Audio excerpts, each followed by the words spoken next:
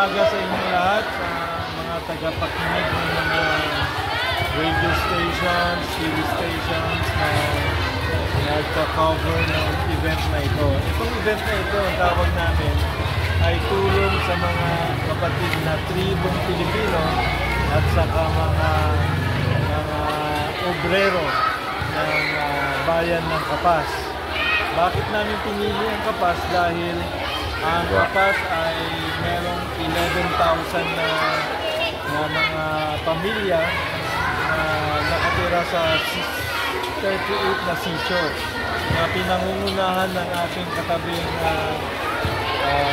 Indigenous Peoples Mandatory Representative, or in short, IPMR. Si IPMR Valentin ang nagtulong sa amin para mag-gather ng about 200 hanggang 300. Yung mga iba, hindi pa dumarating kasi mag-gathering sila sa malayong sitio, sa Kabundukan. Pero hanggang alas 2 naman ito, kaya ang pagsisilbahan namin ay mga about 300 na mga kapatid natin sa Katutubo, yung mga kapatid natin na mahihirap dito sa Barangay Bueno, at saka mga mahihirap sa kapit barangay ng Barangay Bueno, Kapas. Pinili namin ang Kapas kasi makasaysayan ng Kapas. Kung naalala ninyo, ang Kapas ay yung ending ng Death March. Magmula doon sa Fall of Bataan, sila ay naglakad, maraming namatay habang naglalakad ng mga sundalo. Dito marami rin namatay. Dito mo makikita na ang katapangan ng mga ita na tumulong sa pagsupil ng mga Japanese invaders doon sa koridor.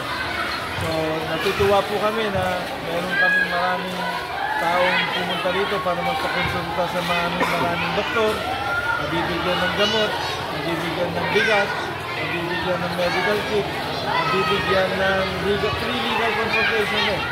Yun po ang maasahan ninyo ngayong araw na ito. Ito po si Barangay IPMR,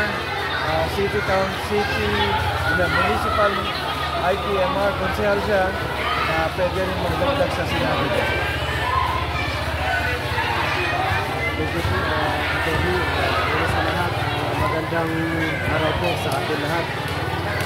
Muli sa ating sa social media, dito rin sa ating barangay captain, si Bota sa Barangay Bueno, na bilang napili po namin na venue sa ating bilang ginagawang medical mission. At sa tulong po ninyo, attorney, yung Pinoy Party List na nakapagpaabot po ng tulong at maibahagi po sa ating mga kapatid na Katutubo na makakarating ngayon dito sa Barangay Bueno po. Yun po, sana makadating po yung target natin na bilang yung 300 kasi po malalayo talaga yung lugar namin dito sa ibang sulit ng ating barangay sa nasasakupan ng bayan ng Kapas, na sana po makakaroon sila para makita po nila yung handog na binibigay natin na sa tulong ng Pinoy Party List sa pangunguna po ni Atty. Hill. Ganun po, maraming po salamat.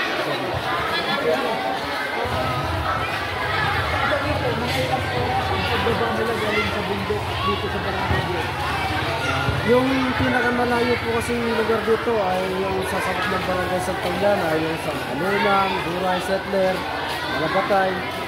Off-road po yung dinadaanan nila dahil hindi simentado yung daanan nila, tapos tawid pa sila ng ilog, lahar.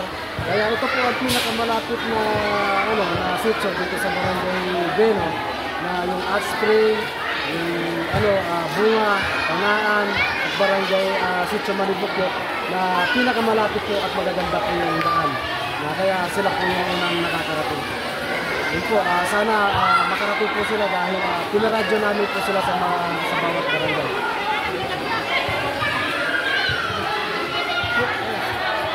Kasi na parang po yung mga pamilya o membro dito po sa bayan ng Kapas, almost yung sinasakitan namin na bilang sa pamilya sa 11,700 kami sa 6 na barangay. 6 na barangay, Barangay Putputlos, Barangay Santillana, Barangay Ordonel, Barangay Maruglo, Barangay Bueno. Ano po ang nasasakupan po natin na may mga